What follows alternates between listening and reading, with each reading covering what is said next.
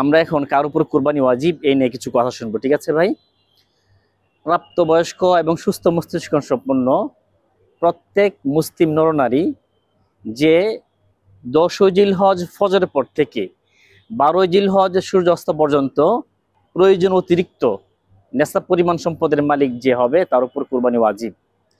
টাকা পয়সা স্বর্ণ রূপা অলংকার বসবাস এবং খোরাকিতে আসে না এমন জমি, প্রয়োজন অতিরিক্ত বাড়ি, ব্যবসায়িক পণ্য এবং অপ্রয়োজনীয় সকল আসবাবপত্রের উপর কুরবানি নেশাব গণ্য হবে, মানে কুরবানি নেশাব হিসাবযোগ্য এই সমস্ত বস্তুর ক্ষেত্রে।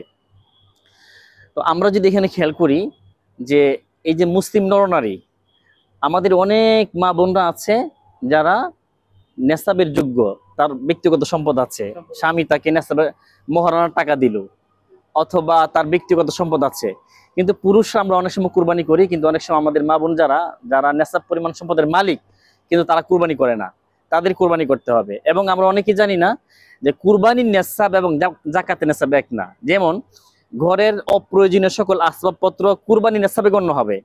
যেমন আমাদের মধ্যে কেউ শখ করে কম্বল কিনলো 10টা বা 5টা কম্বল কিনলো, 3টা কম্বল ব্যবহার করছে কিন্তু 2টা কম্বল সে গুছিয়ে রেখে দিয়েছে, সে ব্যবহার করছে না। এই 2টা কম্বল কুরবানি নেশাবের মধ্যে গণ্য হবে। এবং ঘরে আরো যত আসবাবপত্র আছে, আমি 3টে মোবাইল কিনলাম বা 2টা মোবাইল কিনলাম, একটা মোবাইল ব্যবহার করি আর একটা মোবাইল ব্যবহার করি না, যে মোবাইলটা আমি ব্যবহার করছি না এটা কুরবানি নেশাবের মধ্যে গণ্য হবে। তো আমাদের অনেকেই হয়তো এটা জানি না যে ঘরের অপ্রয়োজনীয় যত আসবাবপত্র আছে এগুলো কুরবানি নেশাবের মধ্যে গণ্য হবে। এই হিসেব করলে আমাদের দেশের প্রায় 95% ভাইদের উপর কুরবানি ওয়াজিব হয়ে যায়।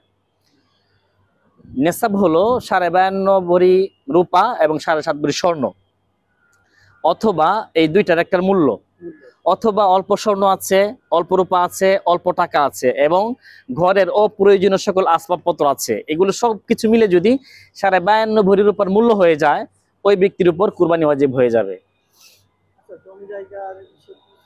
যে জমিটা আমার প্রয়োজন নাই বা যে বাড়িটা আমার প্রয়োজন নাই, এই বাড়িটাও কুরবানি নেশাবের মধ্যে গণ্য হয়ে যাবে। তো আপনার কুরবানি নেশাবের সময় হচ্ছে 3 দিন, 10 জিলহজ, 11 জিলহজ এবং 12 জিলহজ। এখন কোনো ব্যক্তি যদি সে এই 3 দিনের মধ্যে কুরবানি করে নাই অথচ তার উপর কুরবানি ওয়াজিব, সে কারো থেকে জানতে পারলো যে তার উপর কুরবানি ওয়াজিব, তাহলে সে একটি ছাগল পরিমাণ টাকা তার মূল্য সে সদকা করে দিবে। এখন কোনো ব্যক্তি কুরবানি পশু ক্রয় করেছে কিন্তু কোনো কারণে সে কুরবানি করতে পারলো না, তাহলে সে কুরবানি দিন অতিবাহিত হয়ে যাওয়ার পরে সেই কুরবানি পশু জবাই করতে পারবে না, সেই পুরো পশুটাই সদকা করে দিবে।